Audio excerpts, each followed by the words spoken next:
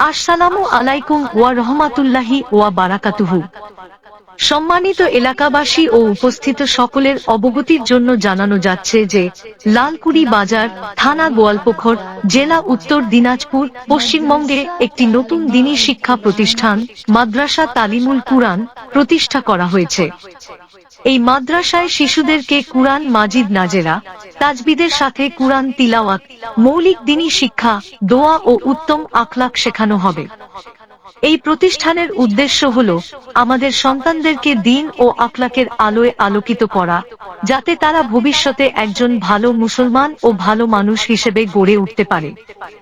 Segment number 2, দ্বিতীয় ব্যক্তি।